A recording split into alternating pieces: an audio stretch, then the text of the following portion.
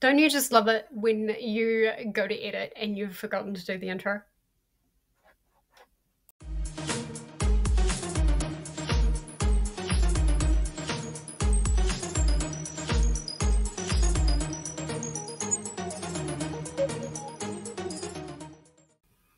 Hello and welcome to This Kiwi. My name is Jessica, and today we're going to go through Read the Beats episode 2. Now, this one is pretty awesome. We've got Jona from Words from the Void. So go over to his channel, give him a like and give him a subscribe and all of that. And yeah, let's get started with the reaction. Okay, so we're about to start this reaction. I've got my cat here with me, so hopefully I don't scare the crap out of him. But yeah, I'm really excited to get to know Jona's music taste and pick some books.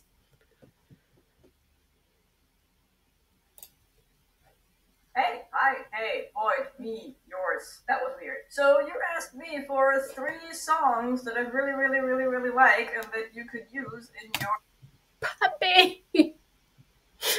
I want to steal that dog. Not literally. Not literally. Oh. I'm not cheating on you. Or Read the Beats project. So I went digging through 111 different playlists. Holy and yes, shit. that already excludes about 75 different playlists simply because you said you don't like the genre. I listen to a lot of music. So okay, so he's saying there, I'm not a heavy metal person, like scream. Like some of that music is just really hard to understand what the music is and what the lyrics are and stuff like that. And some of it can be a bit challenging for me. So he did ask if there was any kind of music that I don't listen to. But I mean, I listen to Disturbed and, you know, some old school rock, Metallica, AC/DC. I mean, they're probably not metal, but some of it I do listen to. nailing it down to only 3 songs was work, but I think I picked out some songs one can work with. I tried to pay attention to my own books when I was listening to the song over and over and over and over and over and over and over and over and over and over and over and over and over and over and over and over again. That's actually pretty much what I end up doing when I'm choosing these books, is I listen to those songs like a bajillion times. And I try and get a feel for the songs, and then I will pick the book on that. So I hope you can work with them. So my first choice is Still Here by Zwei and Tiffany Aris, which is technically a League of Legends song. But I picked that one because it's just... There are multiple ways one can interpret this specific song. You could go with only the music, which is epic and powerful as fuck. You could also go with the lyrics, which are about someone who is still here. They are fighting. They keep going, even though everything speaks against them. And if that doesn't work to pick a book, you can watch a very cinematic music video to it, which has so many different things to pick from. So I'm pretty sure Still Here is a good song to pick. That sounds really interesting. We like cinematic. That just thinking about League of Legends makes me think like a fantasy or something like that. And if it's like epic, like an epic fantasy, I don't know whether I'm ready for that, but yeah, we'll see. We'll see. Something just because it has so much variety to it. Also, it's a really good song. So. The second song I chose is Alice by Steven Rodriguez and Leah Shower. That one is a completely different genre to Still Here. That one is a bit slower, a bit, I would call it sensual actually. Like the song is very sexy, kind of hard to describe. And Steven's voice does things to me every single time the man opens his mouth. Alice is, again, a song where you can just work with the music. music. Again, it's a very sensual thing. It's kind of a bit jazzy, so there's that kind of vibe. But then you could also go with the lyrics, which in and of itself tell a story about a woman, Alice, who takes justice into her own hands. She's a woman we do not want to spite. So there are some murder mysteries going on. So that murder one is mystery. hopefully helping with picking out a book. The song is a different genre, and the books I had in mind for it are also of a different genre than the Still Here part. And again, it's just a really good song. The bailout for this one, if neither the vibes nor the lyrics work for you, is the fact that the cover is very simplistic. It is only 2 colors, and it's a figure on a dark background. So that's actually a really good point. I've never actually really thought about looking at the cover of a song to kind of help me with like covers of books or colors and stuff like that. But that's actually a really good point. I do have a book actually that I have in mind that I could possibly use actually.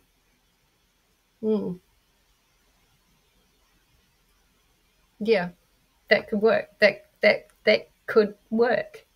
If all else fails, just go with the colors of the cover. The third song I picked is yet again another genre, which is Giant by Joni. And that song is just powerful in a different way. This song is just very motivating. It's very, I don't want to call it upbeat because it's not a happy song necessarily, but it's a very motivational, almost anthem. It's definitely a bit quicker in its execution than Still Here and Alice. And again, it's a song where I think, okay, you can either go with this peppy music that the song has, or you can go with the lyrics, which are also very motivating. It's giving preparing for battle, but not. Bye, puppy. And also, what are you doing in the background?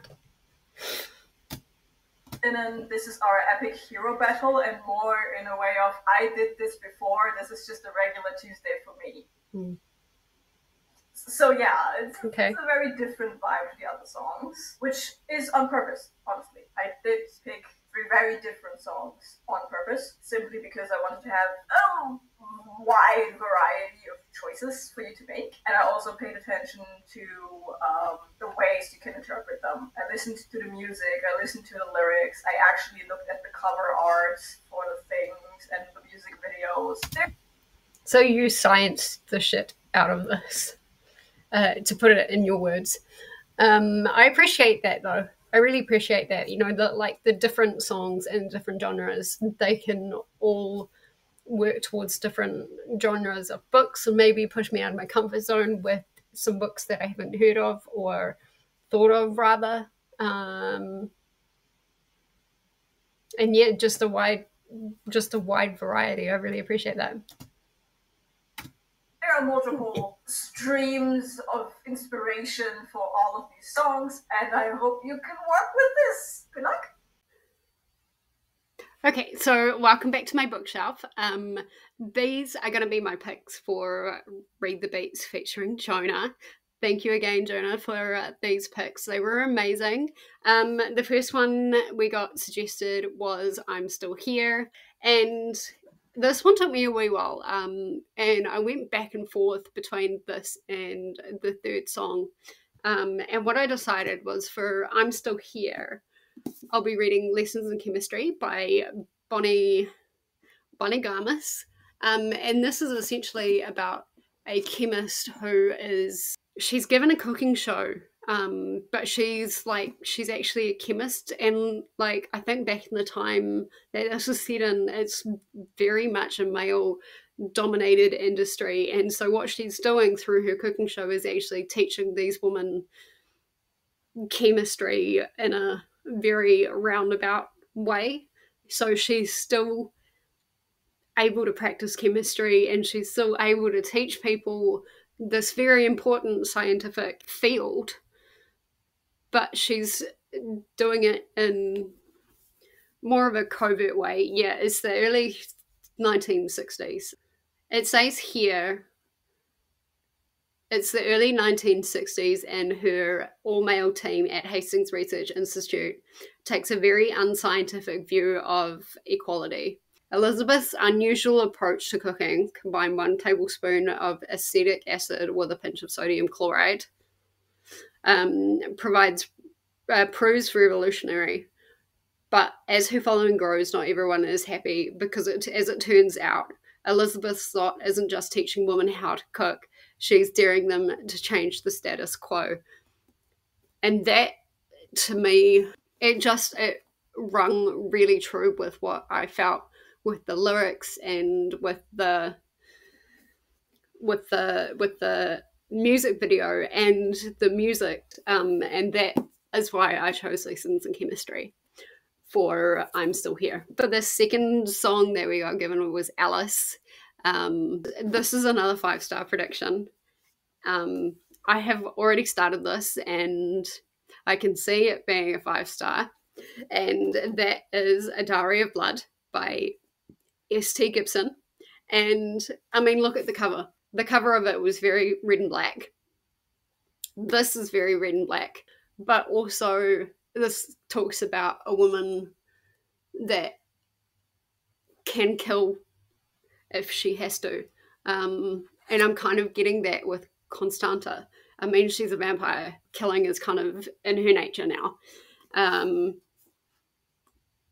But I feel like it's going to get quite dark and she's going to end up turning on Dracula. If you don't know, this is essentially a retelling of Dracula from the point of view of his first bride. And it does, one of the chapters does talk about his death. So yeah, I'm very, very excited for this one. This is another 5-star prediction. The third song we got was Giants, and again, it was really epic. It's about this person who is kind of going into battle and just doing what they had to do. The immediate thing that came into my mind was the Hunger Games. And so for that, I have chosen Mockingjay by Suzanne Collins. Now, I could also go for Catching Fire because, again, she's being forced into this arena that she's already done, and her mindset kind of changes going into that arena, almost like get it done. But I chose Mockingjay in particular because there's a very military style aspect, and there's a lyric in there, something about lacing up your boots, and there was something that just stuck in my mind that reminded me of Mockingjay, like when she's getting ready to go to the capital for the final time. And there was something about it that was just very military-esque, and so that's why I chose Mockingjay instead of Catching Fire. If it gets to the point in the month where I don't think I'm going to get Mockingjay finished, I will use Catching Fire, so I guess you guys will find out what my final decision is for that. But yeah, I'm really excited for this one. So those are my 3 books for Read the Beats, episode 2, Lessons in Chemistry by Bonnie Garmis, yes, A Diary of Blood by S.T. Gibson, and The Hunger Games Mockingjay by Suzanne Collins. Let's get ready and we will see how we end up. I am now updating you on Lessons in Chemistry. I'm 52 pages in. Make that 56, sorry. And I just want to read you a line that really resonated with me, that kind of rams home about the I'm still here and the strong woman that both the character and the song is, and also that this character is Elizabeth. So she's been asked for her hand in marriage, and like her and her partner have both said no to marriage, but her partner is like, well, maybe. And here is what she has said. Everything I do will suddenly be in your name as if you'd done it. In fact, most people will assume you've done it simply because you're a man, but especially because you're Calvin Evans. I don't want to be another Mileva Einstein or Esther Lederberg. Calvin, I refuse. And if we took all the proper legal steps to ensure my name won't change, and if we took all the proper legal steps to ensure my name won't change, it will still change. Everyone will call me Mrs. Calvin Harris. I will become Mrs. Calvin Harris. Every Christmas card, every bank statement, every notice from the Bureau of Internal Revenue will all come to Mr. and Mrs. Calvin Harris. Elizabeth Zott, as we know her, will cease to exist. And so he says, and being Mrs. Calvin Harris is absolutely the worst thing that could ever happen to you. And her response to that is, I want to be Elizabeth Zott. It is important to me. And that was like, just like, wow. I had to say this before I read anymore and forgot about that. This is so good, you guys. If you haven't read this, you really need to pick it up. What is my cat doing? If you haven't read this, you really need to pick it up. I'm really enjoying this. Like I said, this is a 5-star prediction. It is definitely heading that way. Or anything like that. Hi. Do you want to say hi to the camera? Do you want to say hi? Yes. Can you guys hear that purring? Hi. Anyway.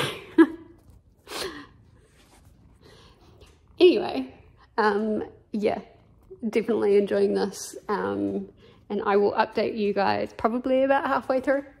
So I will see you then. Okay, so it's not a lot later. It's only page 113. I am so freaking angry for Elizabeth. So she's being fired because she's pregnant.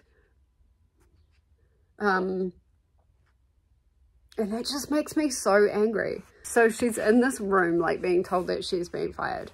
And Donati, who is, like, one of the PhD bosses, is like, you have a lot of nerve. You know very well women who do not continue to work when pregnant, but you are not only with child, you're unwed. It's disgraceful. I'm not going to spoil why she's unwed. But yeah, like, there's a very good reason why she's unwed. Even though she didn't want to get married in the first place. But she replies with, pregnancy is a normal condition. It's not disgraceful. It's how every human being starts. And then he goes, how dare you, a woman telling me what pregnancy is? Who do you think you are? That pissed me off because I'm like, what does he know about pregnancy? He's a man. He doesn't get pregnant.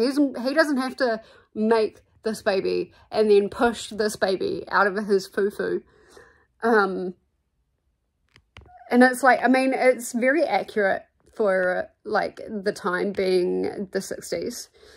And there's this, like, receptionist who is, like, totally up herself.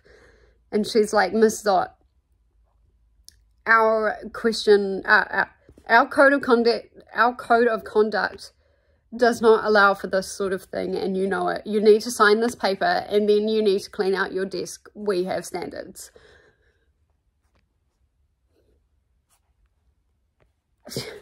I mean, double standards, considering that this receptionist has been bloody gossiping about her and her partner behind their back. Elizabeth is such a strong woman, though. She's, like, so great. She goes, I'm confused. You're firing me on the basis of being pregnant and unwed. What about the man? And Donati says, what man? You mean Evans? And she goes, any man. When a woman gets pregnant outside of marriage, does that does the man who made her pregnant get fired too? And he goes, what? What are you talking about? And she says, would you have fired Calvin, for instance? Of course not. If not, then technically you have no grounds to fire me, which is accurate. I mean, they don't have any grounds to fire her anyway. And Janati's going, of course I do. You're the woman. You're the one who got knocked up. How fucking sexist is that? But then Elizabeth fires back, well, that's generally how it works. But you do realise that pregnancy requires a man's sperm. And apparently to this she has to watch her language. And she says, so you're saying if an unmarried man makes an unmarried woman pregnant, there's no consequences. For him, his life goes on business as usual. And the receptionist goes, this is not our fault. You were trying to trap Evans into marriage. It's obvious. I'm telling you now, she didn't want to get married. He did. She didn't. But yeah, like they're firing her and they're forcing her to like sign this waiver, and they're like all the health benefits and salaries and everything end of week and stuff like that. And I'm just like, you fucking assholes, just because she's pregnant. It happens. Shit happens. I'm glad we're in a time now where like we recognize that it does happen, and we're a little bit more supportive of that. Yeah, just had to come on and say that really pissed me off.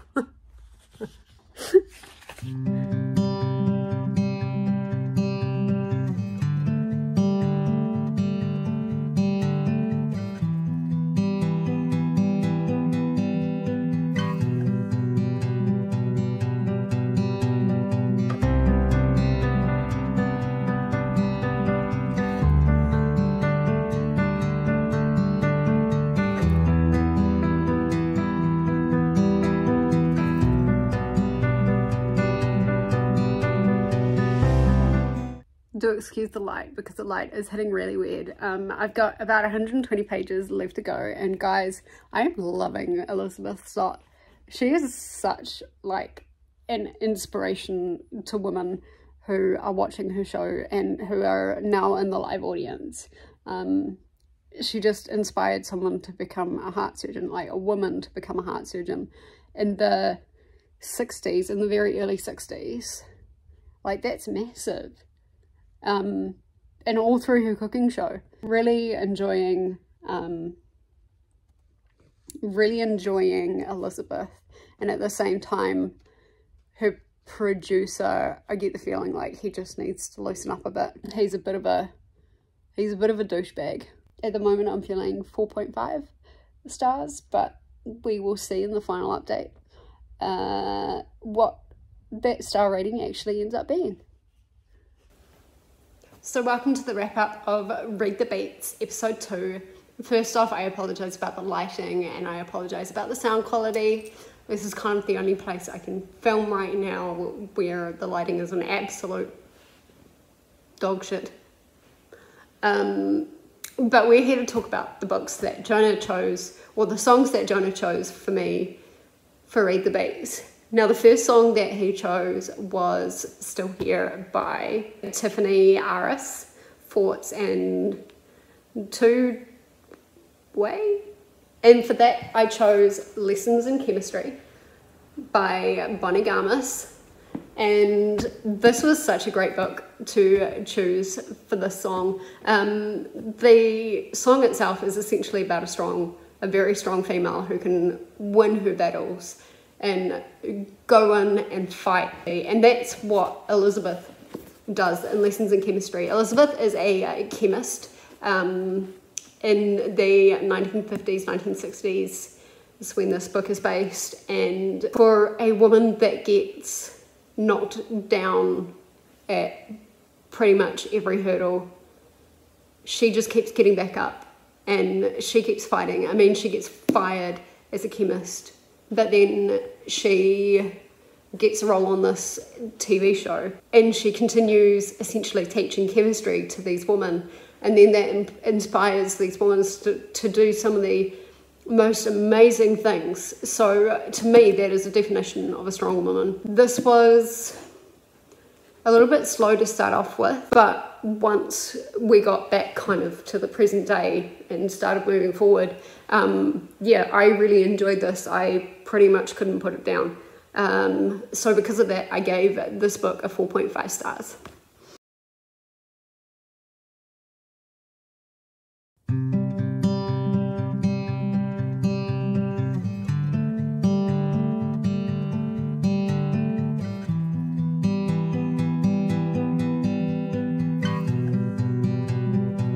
So I am about 80 pages into A Dowry of Blood.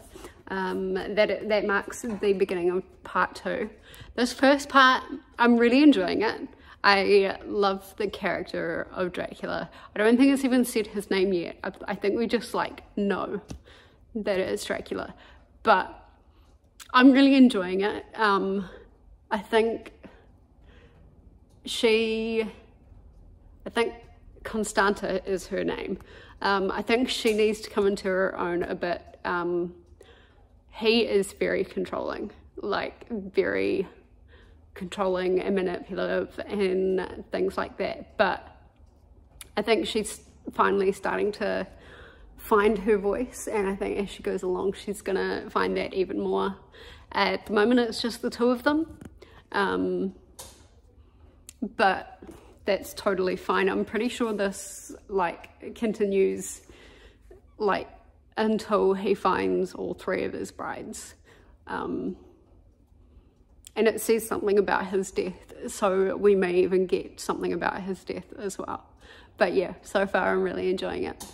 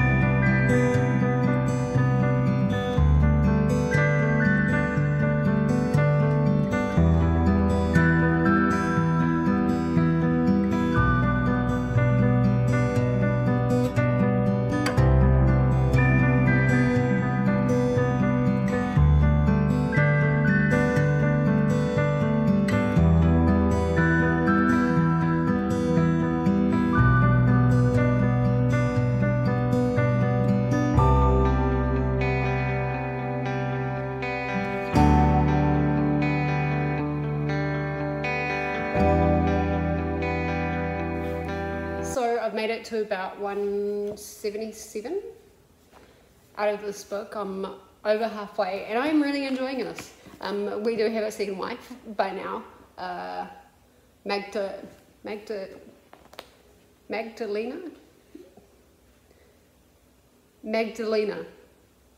We have a Magdalena who is the second bride, and at the moment they're pursuing a third potential companion, although I haven't heard this part of the story about this young boy who they're pursuing. So that's really interesting. I'm finding the character of Dracula very possessive and arrogant and almost flamboyant. There's not really a lot to go off in this about him other than some of his actions, which makes Constanta feel a certain way, like angry or jealous or sorrowful or manipulated, that kind of thing. But it's written in a way where you can really feel what she's feeling when he is manipulating her. And he's such a puppet master, you can almost see those strings.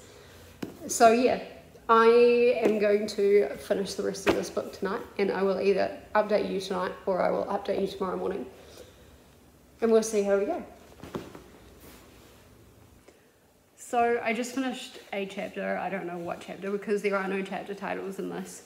But this is where I really picked such a great book for Alice because, I mean, their names may not be Alice, but the wives of Dracula are plotting against him. Like, they've had enough of his shit.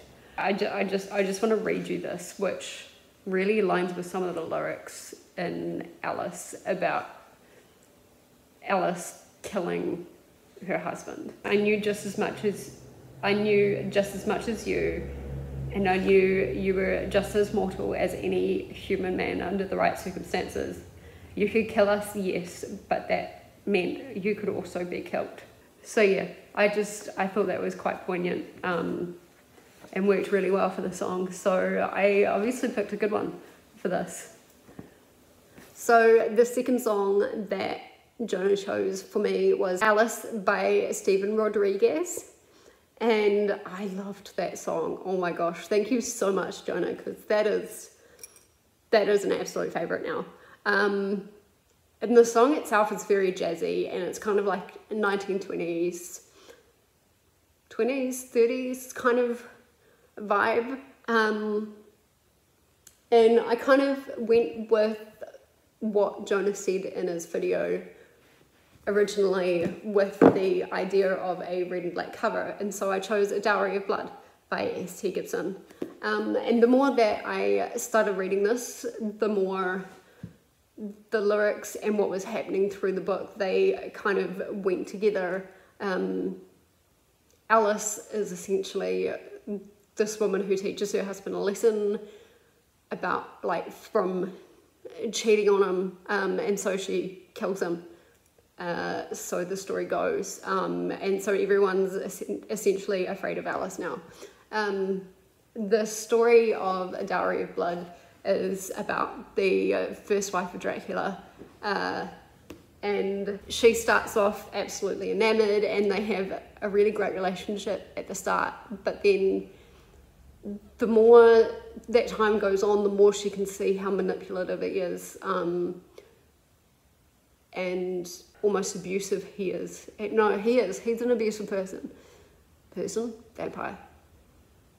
He has this old friend that he's been talking to, and so he ends up making his second wife, and she's actually really jealous.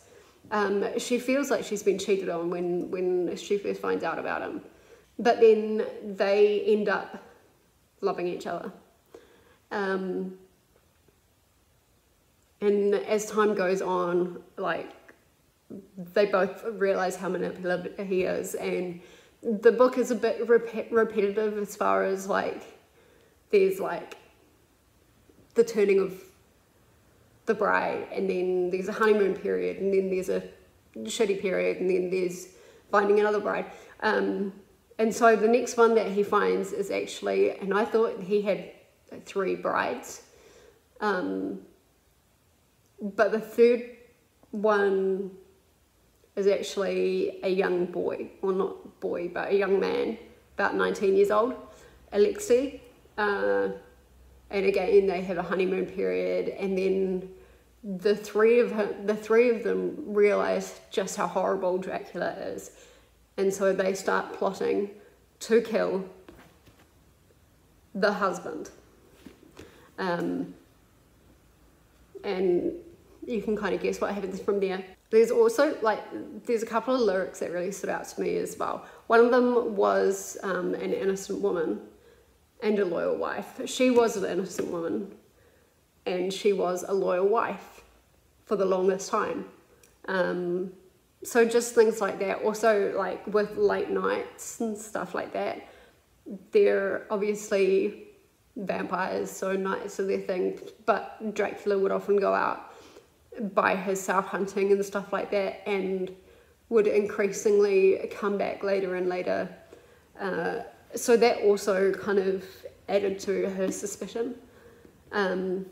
This was a good book. Again, there were a couple of things where I felt like they didn't really need to be in there, and it was really weird not having chapter titles or, like, Dear Diaries or something like that. Then we got to the epilogue, I guess you would call it the epilogue, and that just really did not need to be there.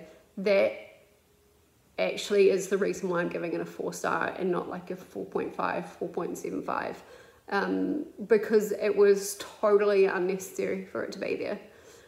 But overall, I did really enjoy the book, and I definitely saw similarities between the song Alice and the book.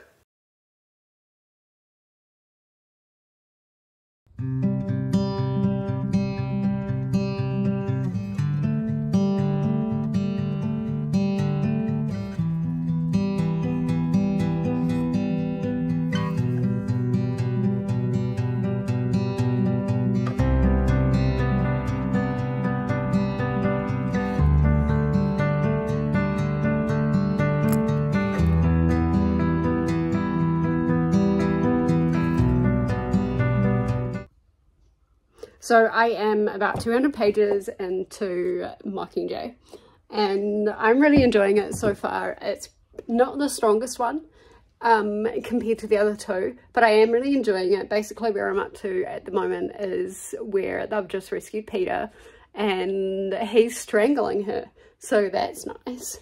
So yeah, that's where I'm up to. What I will say about this is it's an incredibly quick read. I feel like it's even quicker than the other two. And this may be a controversial opinion, but I can actually see why when making the movies they split it up into 2 movies, because I feel like there's a little bit more in the movies, or there's a little bit more substance, and it just kind of drags it on a little more, but in a good way.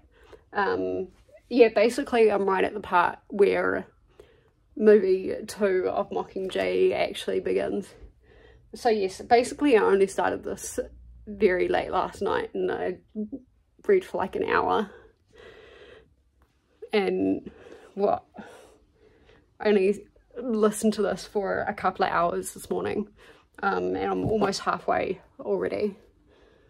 So yeah, also look at how nice the day is today. It's lovely. I am going to be editing for most of this day, but I am confident that I'm going to finish this tonight, so I will see you on the flip side tomorrow with my final thoughts. Now, the third song that Jona picked for me was Giants by Neoni.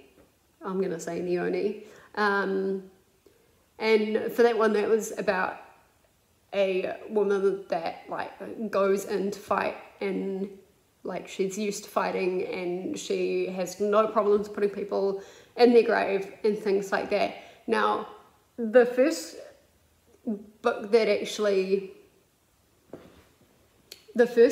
that came up in mind for me was The Hunger Games Mockingjay, and that's because there's a line in there that says about lacing up my boots, and I just got a vision from the movie of Katniss just lacing up military boots and dressed in that military garb when they're in the Capitol and things like that. There are even some things in this book that make me think of the song, particularly the lyric like a floth.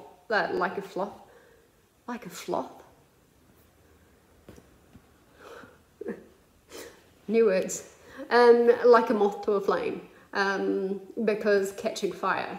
So that really stood out to me. But plot twist, I did manage to get to Mockingjay, and I'm glad I got to Mockingjay because it was a much more political book, and it was a much more like, you are the face of this revolution, and we made you who you are, and like by this point Katniss is kind of used to it, and she will go in and she will kill whoever she needs to kill to get to Snow. And yeah, there is a very military feeling about it. This I ended up giving a 4.5. It was really good.